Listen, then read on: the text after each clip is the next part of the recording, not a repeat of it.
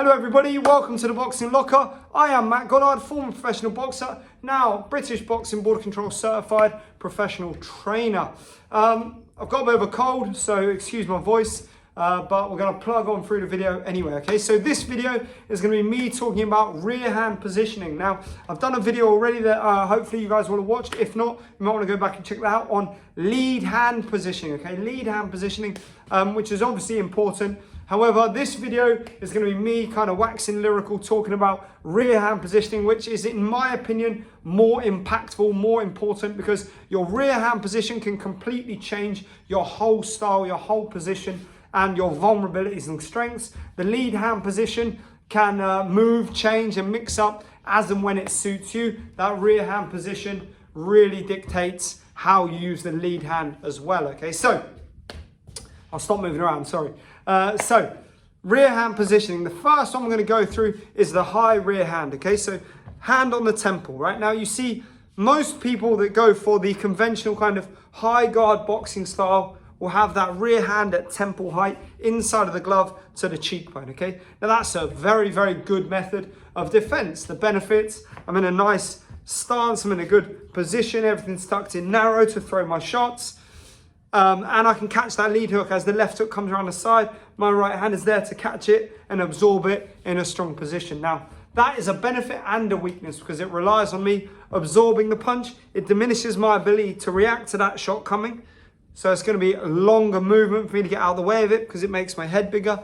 And also absorbing the punch means that I'm still absorbing the impact. So that's going to shudder my brain around and shake my head up, which isn't necessarily the best thing in the world. However, it's better to get hit on the glove, absorb the impact, ride the impact, than it is to just take the shot. So we have that hand up high here, okay? So again, the lead hand position, we talked about that, it might change all the time. But if your hand is high here, you're nicely protected. When the hand is up, the body is more exposed, okay? So if I come at the side here and I'm in this position, and I throw a jab, and my opponent slips and steps inside, and they come down to the body here. So they slip, step inside, come up to the body there. I've got to drop my whole body a lot lower to defend that, or I've got to drop the arm, in which case I open myself up to be hit and picked off, okay? Very good shot that Canelo throws is that. Little feint up high, drop down below, or throw the right, drop down below, because the guard is too high. So, that's position number one. I like it at certain times and it has its functionalities. Personally, it's not my favorite, okay? The second position is at chin height. Now, chin height I prefer, okay? This has got a nice balance. I'm protecting the side of my chin. If I see a left hook come to the head, catch. If I see a left hook come to the body, drop. Nice and easy. The hand doesn't drop. I just pull it in there. It's in a nice position. I can fire it out dead straight from there. Nothing changes. I can throw hooks and uppercuts. It's a nice position for when I'm in short, moving my head, it doesn't inhibit my ability to react and see punches. The only, in my sort of perception, the only real weakness of this is that it doesn't give you any coverage centrally. So if my hand is out here, there's that big gap down the middle, okay? So the jab is harder to defend. I have to be able to move that hand and react to punches, which means I need to be more reactive with that hand, which presents its own problems, okay? So I like the hand in this position. It's nice to catch there. It's nice to drop there. It's easy to throw from there. Everything is short, and you're in a nice you're at a nice position of visibility because there's nothing inhibiting or impairing my ability to see round the side. So when people are throwing hooks, it gives me a chance to react or move my head. Okay, my shoulders stay relaxed because my hand is. That's one other thing I should say about the other position. Lifting the hand that high, tension in the shoulder, tires you out more. It's going to drain energy. In this position, my elbow's dropped, so it's nice and relaxed. To lift it up doesn't take a lot.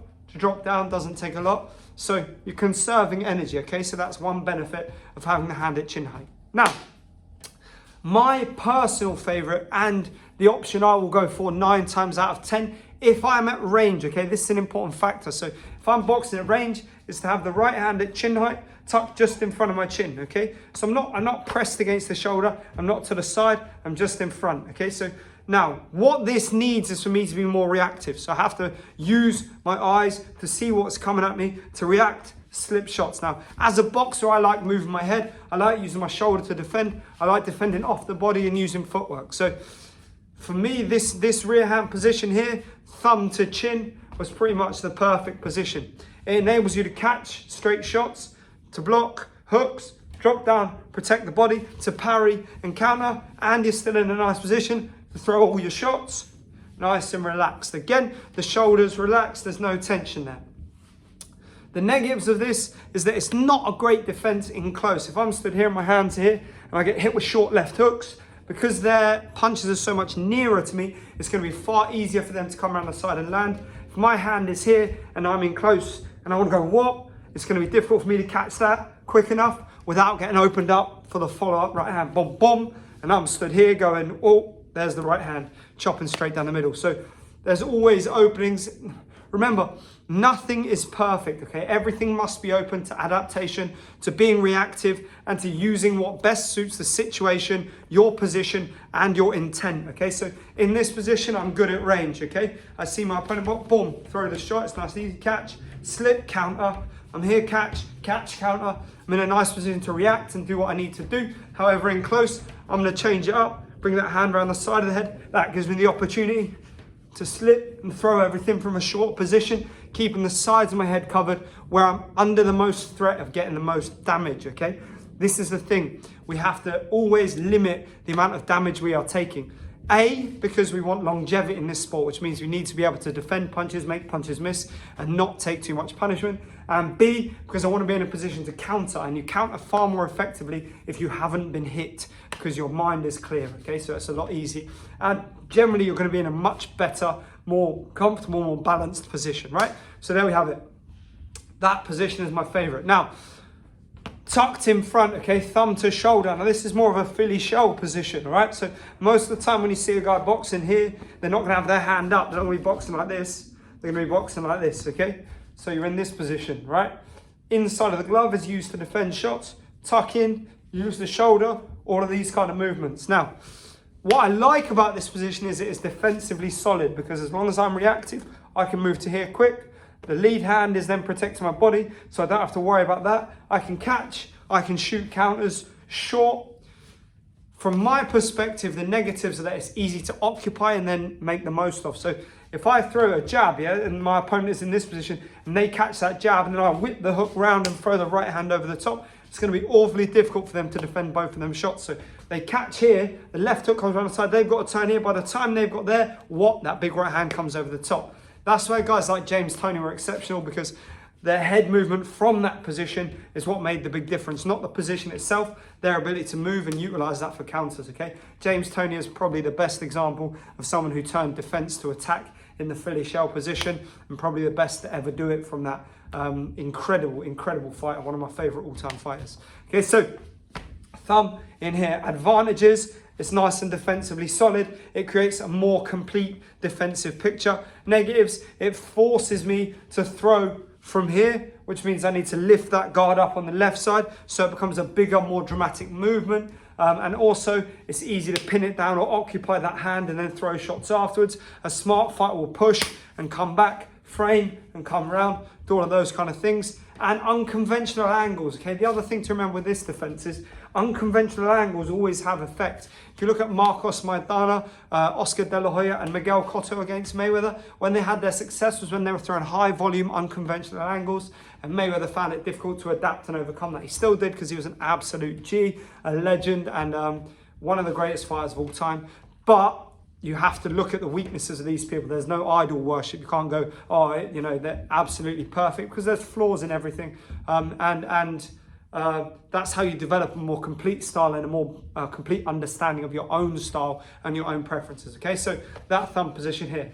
And the last position that I'm going to go for is high and forward. Okay, so this is more of a bear guard stance. So I have my hands up here. Okay, this is the sort of style that you see a lot with Muay Thai and kickboxing fighters who come into boxing, and they have that long guard, everything's in front, they're looking to throw their shots from here, keep everything long, maintain distance, and keep their opponents on the end of their guard. When they see shots come, they can pat down and parry and do all of that business, sweep round, all that stuff. Now, is that good? Yes, if I'm trying to maintain range, it's good, because my opponent has to come inside that guard, okay? The minute they come inside that guard, I can pick my shots and do the things I want to do, keeping them long. The minute their head comes near my guard, what, and then I'm still out there, sitting back, it's easy to pick them apart.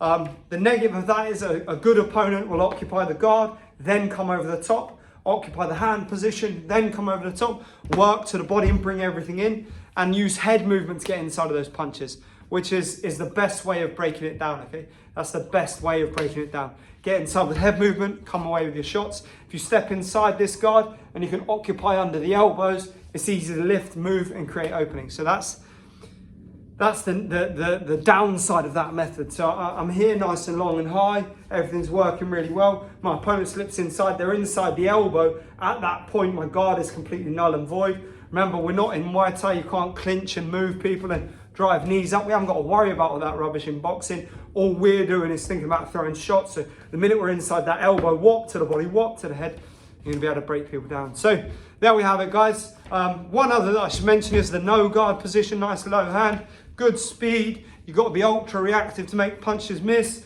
You can throw your shots hard. They come from unconventional angles, but there's no real defense, okay? So defense is reliant on reactions and footwork as opposed to actually being able to use the guard to block, do all the things, throw your shots and smother everyone.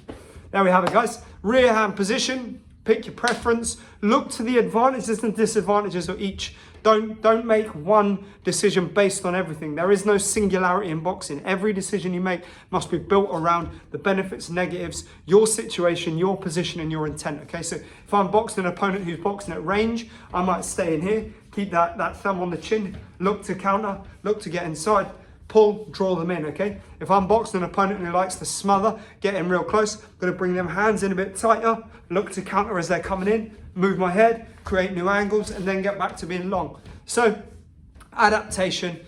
This style here, really good, for example. If I'm up here nice and long, and my opponent is trying to shut me down, but I've got good footwork and they don't, then I might pick my shots long, keep them moving, keep that guard high, keep it long, don't let them get inside. You know, everything, as I said, is open to situation, position, intent, your interpretation of which is the best thing for each, and your ability to utilize it in the best way. There we have it, guys. Rear hand position. Don't forget to check out all my other videos. I hope you like that one. Let me know your thoughts in the comments below. More and more content coming all the time. That almost came out as a really bad word. More and more content coming all the time. But yeah, just keep checking out. I really appreciate it. Thanks, everybody. Have a wicked day. Cheers.